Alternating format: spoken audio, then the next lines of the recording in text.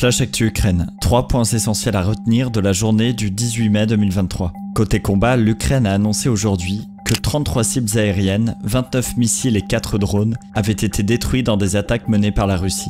Les missiles de croisière qui visaient la capitale Kiev, ainsi que plusieurs régions, ont entraîné la mort d'une personne à Odessa.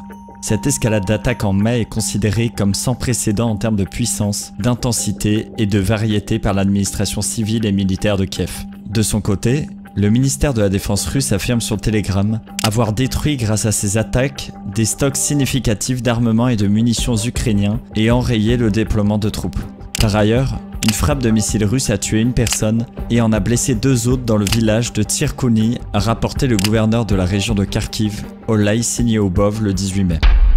Côté soutien des Alliés, les dirigeants du G7, réunis à Hiroshima à partir de vendredi, envisagent des sanctions visant le commerce de diamants russes afin de priver Moscou d'une source de financement pour la guerre en Ukraine. Selon l'Observatoire de la complexité économique, la Russie a exporté près de 5 milliards de dollars de diamants en 2021.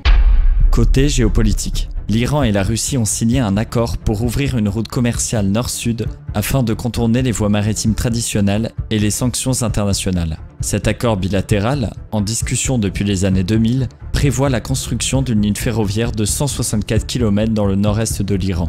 Par ailleurs, la présidente de la Moldavie, Maya Sandu, a déclaré dans une interview à l'AFP que son pays souhaite rejoindre l'Union européenne dès que possible pour se protéger de la menace russe et sauvegarder sa démocratie. Affaire à suivre, à demain.